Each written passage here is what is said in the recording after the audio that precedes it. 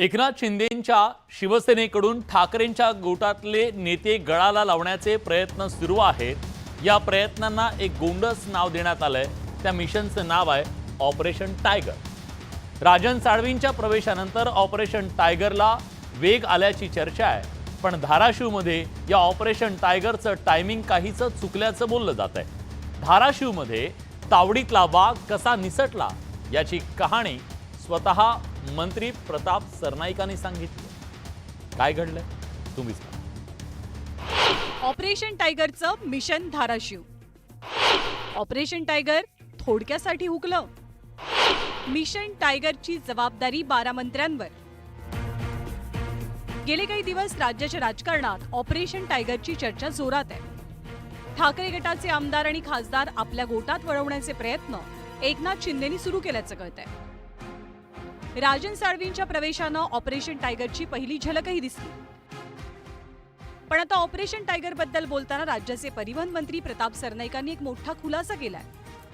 राज्यातल्या शिवसेनेच्या 12 मंत्र्यांवर ऑपरेशन टायगरची जबाबदारी असल्याचं सरनाईकांनी मान्य केलंय।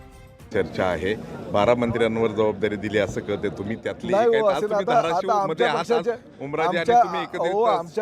आमच्या पक्षाचे 12 मंत्री आहेत म्हणून 12 मंत्र्यांची ती जबाबदारी आहे। आदरणीय एकनाथ शिंदे साहेब एवढे मोठे डॉक्टर आहेत की त्यांनी 2.5 वर्षापूर्वी डॉक्टरांचं ऑपरेशन कसं होतं हे दाखवून दिलेलं आहे आणि तशा पद्धतीने चालू कार्यवाही चालू आहे। इतकंच नाही तर धाराशिव मधलं ऑपरेशन टायगर अगदी थोडक्यासाठी कसं हुकलं याची behind the scene stories Pratap सरनाईकांनी सांगितली। धाराशिव जिल्ह्यामध्ये ऑपरेशन टायगर चालू असताना तो ऑपरेशन 1-2 वेळा आम्ही प्रयत्न केला, पण तो जाळ्यात आला नाही वन खात्याच्या अधिकाऱ्यांकडनं, कारण ते जे इंजेक्शन होतं ते इंजेक्शन त्याला योग्य जागी लागलेलं नाही। आता योग्य जागी लागणारं योग्य जागी लागणारं इंजेक्शन जे आहे ते वन खात्याचे लोक तयार करतात आणि बरोबर सावज आला म्हणजे याला शिकाऱ्याच्या समोर सावज आला की बरोबर ते इंजेक्शन टोचलं जाईल। पण ऑपरेशन टायगरच्या सगळ्या चर्चा उडवून लावल्या धाराशिवचे आमदार कैलास पाटलांनी। आणि इतकंच नाही तर ऑपरेशन टायगरपेक्षा लोकांच्या प्रश्नांकडे लक्ष देण्याचा सल्लाही त्यांनी दिला।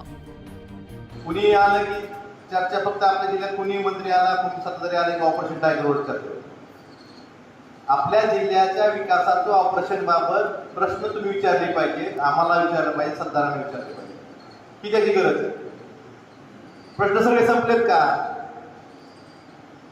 सोयाबीनला 10,000 भाव झालाय का?